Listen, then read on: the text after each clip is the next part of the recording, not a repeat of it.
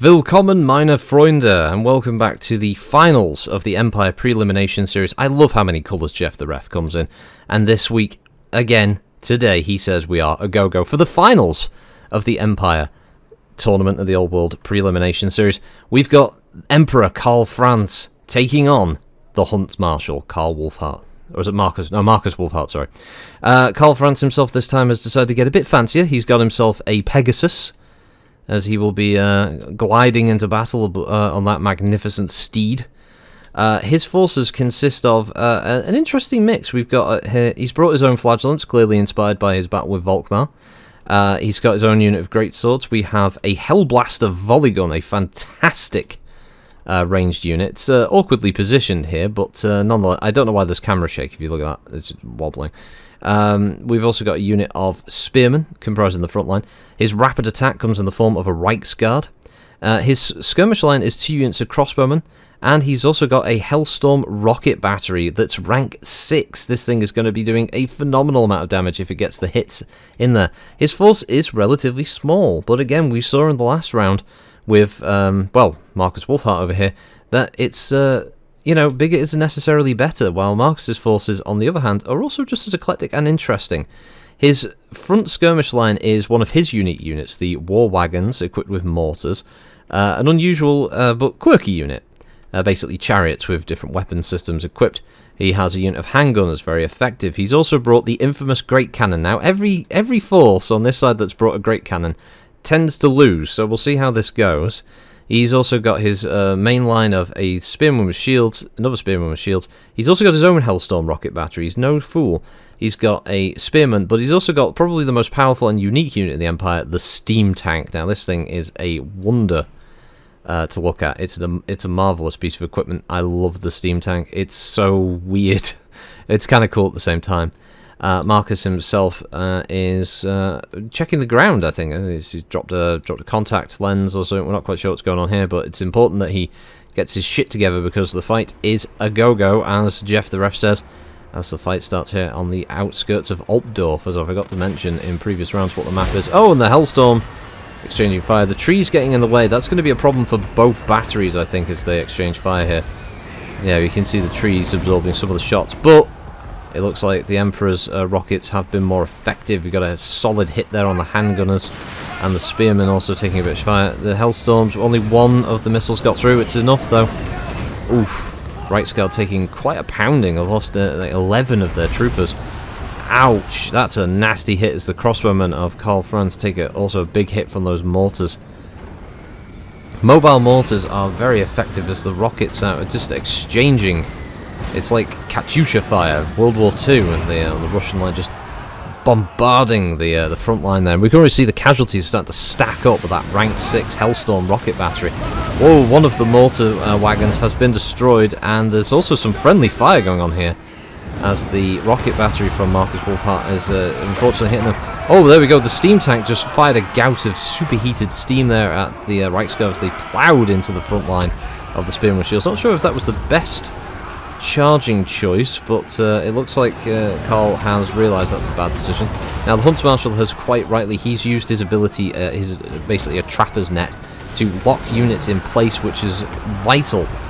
It's given him a few extra seconds of breathing room here as we get round to the rest of the fight, as the Emperor Karl Franz is already smacking some spearmen. They are close to breaking. The flagellants, I think, are going to be the things that make the difference there, and it's going to cause them to flee. Steam blasting forward, melting a man there to the bone, probably, I imagine, as the steam tank is going to be a formidable asset here for the huntsmarshall, as he himself is firing. Unfortunately, his shots are hitting a dead wagon there. He's changing target as he lets loose a shot. The war wagons are still going, though they're in an unusual spot. I would have moved them a little bit further back to keep firing their mortars, but far be it from me to decide the AI's tactics here. I am merely an observer. I am much like Comstar. We observe, we do not interfere. As the missiles come raining in on the handgunners. Oh, it's a visually impressive spectacle. They did get a few hits, the handgunners taking a lot of damage. We can see the steam tank, though. The steam tank is going to cause a lot of damage. Oh, and that man just got hit so hard he flew off into another. They're all alive, though. Don't worry. Don't worry. They're all good, folks. Let's see how this looks in slow motion. I love the slow motion feature of this game, if you can't tell. That flagellant, ding, bonk. Oh, that man, off he goes. There he goes, with his bells, his spiky bells, off he goes. Bits of his details render out as he hits the ground. There's the steam tank. Oof! And that man also went flying. I'm not sure how many kills the steam tank is picking up, but one thing it is doing is it's holding up the Emperor there. It's holding up 3 units effectively, which is important. It's definitely the lifeline that Markus needs, because it's not going to look good for him. His army it's basically broken at this point, let's face it. He doesn't have a lot left. Those rockets were a horrendous murder factory there. They completely tore apart many of his units. I'm interested to see how well his war wagons did in the close range. Oh, as the rocket battery just completely destroys. I mean, it hit the spearmen, but it also hit the Reichsguard as well, and they've taken, I think they may have taken more friendly casualties at this point than they have actual enemy casualties from fire. Markus now in a bit of a sniping duel with a unit of crossbowmen. Now, Markus is a good character for singling out large targets or single enemies, so he should be firing his bow at the Emperor, which is probably what was happening there, and that's why Karl Franz has shifted focus to Markus, because there's not really much Markus can do. It says he's a hybrid weapon infantry, but honestly, he's not really the man for a front up head first scrap here. And Karl Franz is going to do more damage to him quicker than Markus can do back to Karl Franz. As you can see by the bar at the top here, Allied troop count is massively increasing. And actually, I think all but one unit here, it's just the steam tank. And we're going to see how that goes. At the end, it's about to run out of hit points, I think, taking rocket fire. We've got the charging infantry, and it's dead. And for some reason, when it dies, it flattens. I'm not. It's like the top turret explodes, and one of the wheels fall off. Well, that's it. The Emperor Karl Franz proves his worth. It's counted as a Pyrrhic victory, but we'll have to see what the post-battle statistics are for this. Let's hop on over. So let's see, Karl Franz deployed 689 compared to Markus's 548. He had the slightly larger force, not by a huge amount.